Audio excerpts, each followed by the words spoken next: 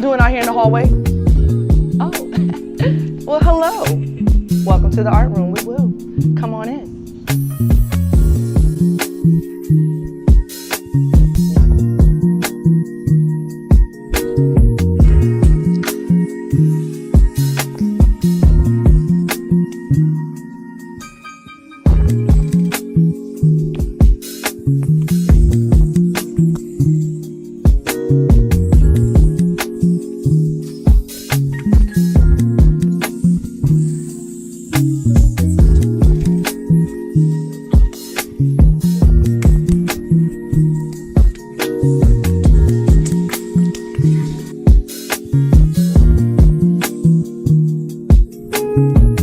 My madness of a room. So you ever hear the saying that, okay, when you see an artist with a messy desk, and you're like, oh my God, that's messy, but guess what? That artist or that creator knows exactly what's on their desk and where it is. So that's what it is in this room. It is super chaotic, super colorful, but I just want to show you around my room. Ready? Here we go. If you're new to art, you're not sure what horizontal or vertical means, we no longer do hot dog and hamburger. I hear that's like elementary school. No, we do horizontal or vertical. So you can always refer to these signs over my door. Now let's take a walk through the room. We have some of my favorite artists here, Romare Bearden, Frida Kahlo, and of course my lesson plans. And then when you come right here, this is all about painting. So you have your jars on the wall. I just think it's so authentic and just natural. That's really what I want the room to be, is very organic. So nothing in here is neat. So enjoy the mess, like I said. Over here we have our word wall, and it's broken down by content. I teach 4 different classes. We have Art Comp 1, Art Comp 2, and then we have Painting 1. I also teach AP Art, but I'll show you their section later. So we have the paints that are available to my students, watercolor trays. We have some beautiful quotes on the wall and murals, because I also teach how to do murals. And we have a club dedicated to it. This is where I used to create examples or samples for kids so that they can learn from them. But now we have this beautiful electronic board, so I no longer need these. This table is where we prepare for painting. Whenever we get ready to paint, we lay out the paint right here. And then I have student leaders who help to organize that. We also have our brushes available to my students. And welcome to my garden. Here's the garden. So yes, we keep our plants watered. And why not? Again, it's an art room. You want to have that essence of nature. Another mural that was created by a former student. We have my back informational wall, which this project I actually did, but I wanted to show kids what a thumbnail means, and that's basically a rough sketch. And then your final project. So this was when we did paper mache. Moving on, we have our social media. Let me put the plug in. You better go follow CGHS Fine Art. That is the Instagram that is dedicated to the Fine Arts Department. Here are some of my rules. I would say my most important rule, don't be late to class, and you better not disrupt me. Wait a minute, I might as well go through all of them. Do not eat in here without permission. Now your language, we are kings and queens, so I expect for you to speak that way. Moving on. We also have some of my more of my favorite artists. Then we have our homework wall, and then our data wall, which will be up pretty soon once we finish doing our Unit 1 test, and then we'll compare them with our pre-assessments. Let's take a walk through the room. As you can see, this room is huge. It's literally 2 classrooms worth. So I have seating for, I can accommodate probably up to, if I really wanted to, maybe 45 kids. But at the max, I have about a little bit under 40 students, which is great. And for me, I feel like the more the merrier. As long as kids love learning about art, I don't mind putting anybody in this class. Trust me, I don't. So this is something that I decided to create, and it's kind of like an informational wall. Basically, I have students that sometimes they get lost and they're not sure what to create. So I just, put some inspirational things that would help them. So we have like, what can I paint? What could I draw? How should I draw? So these are like little tips and pointers. But I always tell kids to draw from their feelings. They can do a combination of things, draw from lyrics of a song or poems. You can even just create organic shapes. And then, what am I going to learn in the art room? You're going to learn how to enjoy and appreciate art. You're going to learn how to use art in everyday life. You're going to learn how to make money from it for my creativepreneurs. You're also going to learn about different careers and different school options, grants, things like that, scholarships. And you're also going to learn, most importantly, how to speak about art. Let me show you what we do for our warm-up. So inside our warm-up, the warm-up is always featured here. You'll always have 3 to 4 words that you will choose from, and then you're going to use those 3 to 4 words and you're going to create 1 drawing. So that drawing is going to be morphed together. And then everyday students receive points for that. They also receive points for participation and professionalism in the art studio. We are now doing creative literacy, so that's what this is about today, where they're taking old book pages, they're reading through the passages, annotating them, and then they're finding that choice word or phrase, and they're creating from it. So this is like my big thing right now. We do this on Tuesdays and Thursdays. Moving forward, we have my messy desk, but don't look at that because like I said, every artist is messy, but we know where our stuff is. And this is my board with everything on it. My name has changed. I am no longer Ms. Woolard. I am now Mrs. Woolard-Kyle, but everybody calls me Ms. Woo. I forgot to tell you my name. I'm Ms. Woo if you don't know already. Everybody knows. I've been in this building, I think this is my 8th school year. They know me in the community. I've taught people's cousins, their uncles, their aunts, their friends. Everybody knows me as Woo. Other than that, let's take a look. Now I want you to always remember that you are the reflection that you admire. So be the reflection you admire, along with your fit check, because of course we got to check our fits for the day.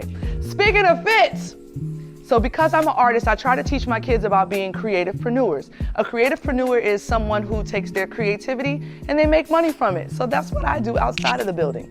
So why not wear some of the things that I create? So yes, I do have a business. I have a jewelry line, and I made these denim bangles. Ooh, ah. I also made these funky earrings that I have on, which are made out of denim. And then, last but not least, these funky denim slides. Click, click, click, click. Don't look at my toes.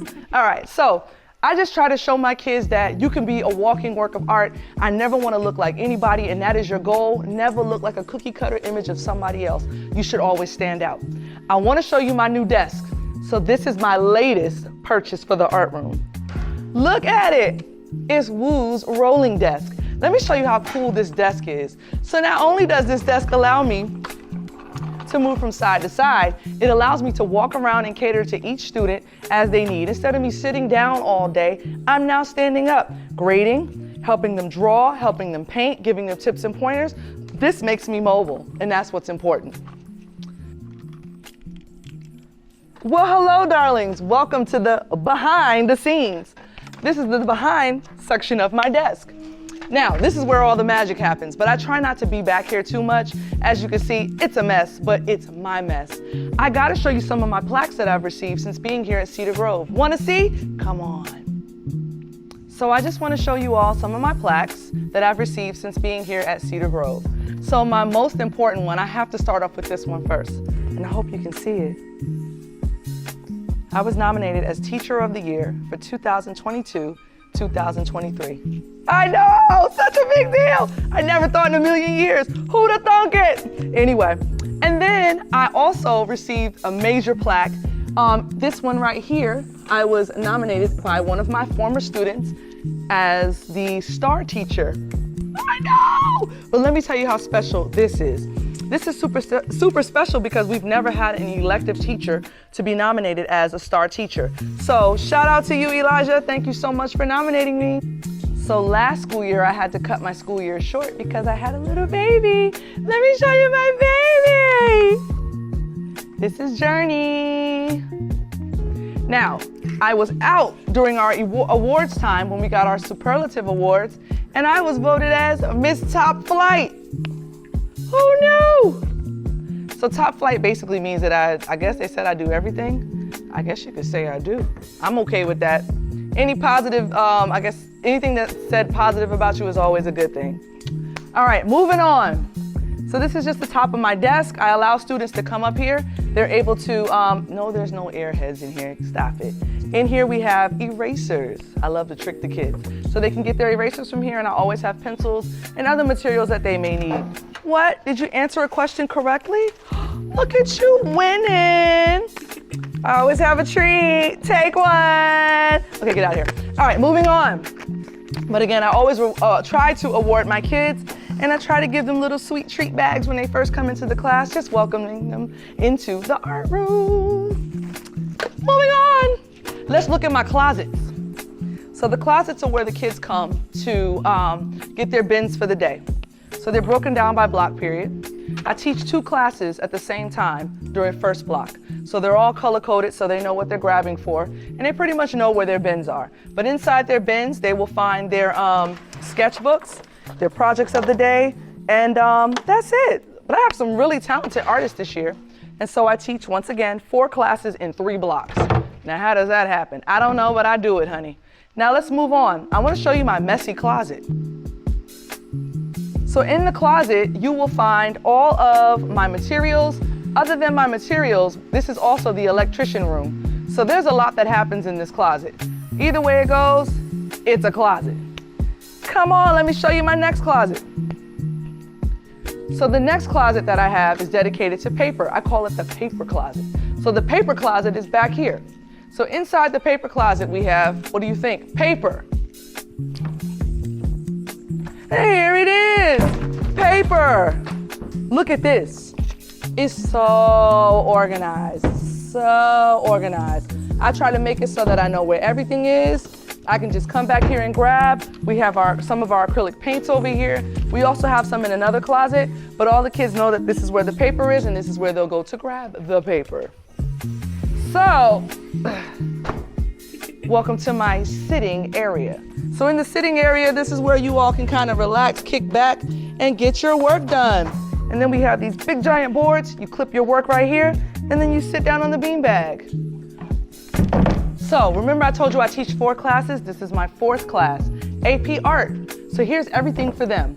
They have the layout of when their portfolio pieces are due, their journal prompts, we have their word wall, what they do for their opening and closing, same rules. And I try to consider them as a separate class. So they're never included with the other class, so that way they feel like they're in their own class. I want to show you this new station that I created. It's called the paper making station. So the paper making station, it has all your instructions. We have the blenders that were donated to the classroom. I got the towels, I have the racks. Everything is organized nice and neatly. And then this is what the finished result will look like once you make paper with Miss Woo. Isn't this cool? I think paper making was probably the funnest thing that my kids have ever done. I really did a lot with them throughout my time here. Speaking of, we also painted with candy. Can you believe that? Candy that you consume. Yes, we painted with candy. We do a lot in the art room as far as the painting class goes. With the painting class, I teach them how to paint with coffee, candy. They learn acrylic, watercolor, and now I'm introducing oil paints to them. So yeah, we tend to step outside the box in here. My goal is to pretty much expose my students to as much as possible before they leave here. In my Art Comp 2 class, we learn about art history. So they're learning about, they're learning about at least, I could say, 9 to 11 artists and different genres or movements or periods of art. In the Art Comp 1 class, they learn about one-on-one sketching. And then of course, AP Art is a college-level, college-based course where they can receive grants or scholarships by completing a 15-piece portfolio. I know I do a lot. All right, let's move on. Now you know I got aprons. Of course I have aprons, because why not? When you're painting or creating in here, the goal is to keep your fit clean. So aprons is the way. Moving on, follow me. This area here, I know it looks like a mess, hush. All of this stuff is donated materials. There's everything from interior design to costume design that are in these boxes. My kids have the ability to come over here and grab whatever they need as needed. We have plastics, metals, we have fabrics, swatches, and samples galore. Look at this. Come on now. Don't say I don't come through. I am all about sustainable material. I am all about recycling. I take any and everything and we make art. If I could change one thing about this classroom, can somebody please come and fix my sinks? Look at this. I have 4 sinks, a total of 5 faucets, and only 1. This is the only sink that everybody can use. Is it fair? No, it's not. And I can't even let my kids really wash their hands over here. All I can tell them is dump your water and I'll do the rest. So I really would like for my sinks to be fixed. What else would I like? I would like furniture that pretty much resembles artist furniture. This furniture right here, look at this. This is furniture that I received as a hand-me-down, kind of like from our media center. I'm sorry. This isn't fair. and it's not right. And it's hard for my kids to create because it's not a smooth surface, not to mention it moves constantly. I've had them get bumps and bruises. I've had them get cut by some of the furniture and chairs. So if I could get anything, I would love to have someone to help me to revamp this room and turn it into an artist environment. Perhaps some high tables and high stools for kids to work at, angled desks for them to draw and paint. That's it. I just want to turn this into a professional environment for my students. That's my goal. I'm going to keep fighting for it, researching it, trying to figure out how I can get donors, but that's what I'm looking for. So if anybody out there is willing to put their money where their mouth is and help me out here in the art room, I would love to have your help. Give back to the Grove and help this art room become an art studio. All right, so back here, this whole wall is dedicated to art careers. So if you're ever unsure of what art can do for you, this is what art can do for you. You can become a freelance writer, advertiser, an art director, web designer, commercial artist, animator, and hello, an art teacher. Also, I have different art colleges. There is a poster dedicated to that as well. And I try to bring that out towards the middle time of, I guess, second semester or so kids can kind of narrow it down as far as colleges go. And then I just help them with their portfolios. This wall right here is dedicated to showing you how to work with recycled materials. So we focus on, like I said, found objects. And found objects can be used to create so much stuff. We can do still life drawings from found objects. We can do sculptures. And here's some samples of found objects. But these are some assignments from former students, just kind of showing you how I work with found objects. I love cardboard, to be exact. Cardboard is absolutely beautiful when you create on top of it. I love three-dimensional textured projects. I love charcoal. I just really love stepping outside the box and, like I said, showing my kids how to discover their creativity. Let me show you some of the paper mache projects that previous students have done. So the focus was to create your favorite snack or sweet. So it could be a savory or sweet snack. And here they are, life size. These are like, they're bigger than king size. I don't even know what size you would call this. But this project was absolutely fun to create. And that's that. So I decided to come to Cedar Grove because I wanted to work with students who look like me. To be honest with you, growing up as an artist or a creative in an artist household, any art teacher or any creative teacher I've ever had or seen, I've never seen anyone who's African American. And so I said, I want to be that African American art teacher to come in and really nurture and cultivate the community, the school environment, to show students how they can take their creativity and make more of it. It's more than just a grade. And everybody, you know, might not be academically gifted, but their talent shows in, you know, what they create. And I just, like I said, I just really wanted to work with students who could understand and embody what it means to be, I guess, Black in America. Young men, young women. I just feel like it's my job. It's my job to be their auntie, their mom. And I've actually became that within the years that I've been here. And it just pushes me to want to come back every year. Every year I look forward to or anticipate what's going to happen next. Who am I going to get next in my classroom? So that's why I'm working here at the Grove. It's like music to my ears. This is my favorite item in my classroom, my bell. If you know, you know. This is the bell that I use to get attention. This is the bell that I use to make an announcement. This is the bell that I use to tell you to move on to the next activity. This is the bell. Again, this is my bell. I love it. I'm sticking beside it, and I'm never gonna leave it. The bell. I'll be honest with you, I would have never thought in a million years that I would become a teacher. Teacher, me? But I mean, I guess. Becoming a teacher, why did I become a teacher? I really just want to help kids. I want to help them. I want to be that teacher that they always wanted to have, but never had. So it's kind of like, I hate to say it, like I feel like I am learning with them. I am experimenting, exploring with them. I'm like the teacher and the student. So becoming a teacher, once again, I just wanted to be that teacher that I never had. The one that I could look up to, inspiration, admiration, as a leader. That's it. I love doing what I do, but I would have never thought that I would have became a teacher. Oh my God, why did I become an art teacher? Let me tell you, I grew up in an artist household. I'm originally from New York, Queens, New York. Both of my parents are creators. My father is a graphic designer / architecture / slash architect, I'm sorry, slash photographer. My mother is also a designer. My grandparents are creatives and designers as well. I had no choice, it was in my blood. Now, I'll be honest with you again. I wanted to become a graphic designer at first, and then it was something about the photograph that was telling a story to me every time I took a picture. And so I majored in photography.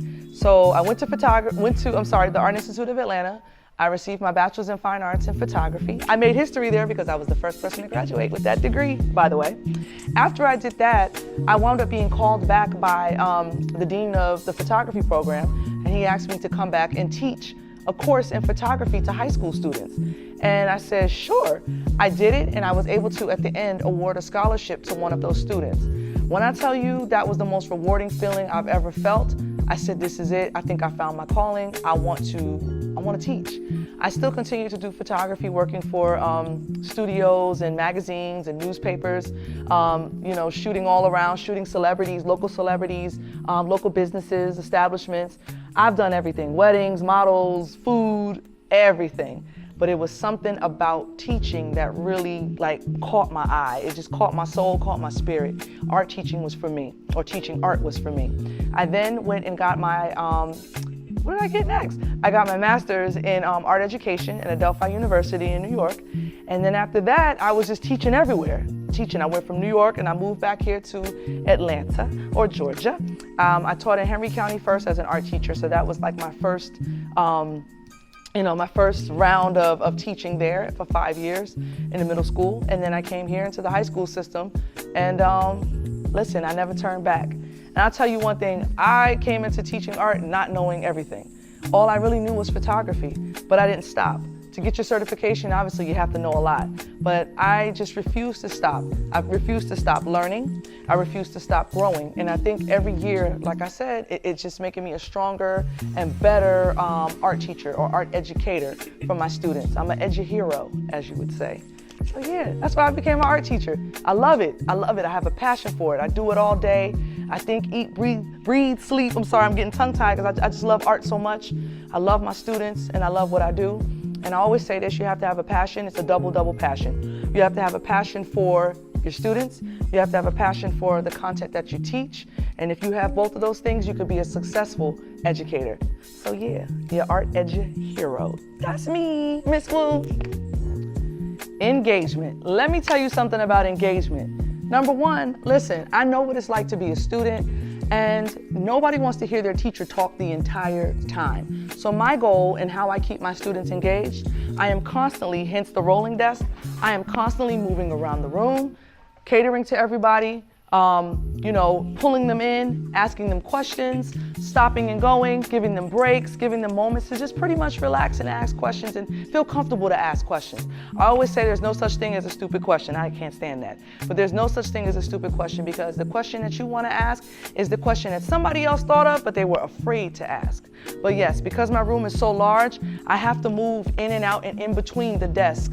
This way, any student that may not be focused, they'll hear my voice coming and they'll focus again. I try to change my voice going up and down. I use my hands to talk. I have beautiful visuals that I pull up on the board for them. I try to keep the room colorful, so even if they, they fall off track, they can always jump back on track. So if you look around the room, you will see there's artwork everywhere. The walls are filled with color. That is the goal. No one wants to be in a classroom that is a stark environment, meaning that all four walls are white. So again, to keep your attention, I'm walking around, I'm moving, I'm using my hands, I'm involving you in conversation, and then if you get lost, I'll bring you back in. Oh my God, I love this question. Who's my favorite artist? My favorite artist, top five. Okay, if I had to do top five, I'm gonna say Basquiat, Frida Kahlo, Romare Bearden, Amy Sherrill. Am I going over? Kehinde Wiley. I'm sure I could keep going. And my dad. Yeah, those are my favorite artists. Why? I just feel like every single one of them, it has some part of me, like my style hits every single one of them, but I have my own style at the same time. And they all have incredible stories, some ups, some downs, some triumphs, but they all have stories that I just feel like I can connect to. So I love teaching those artists as well. But that's it.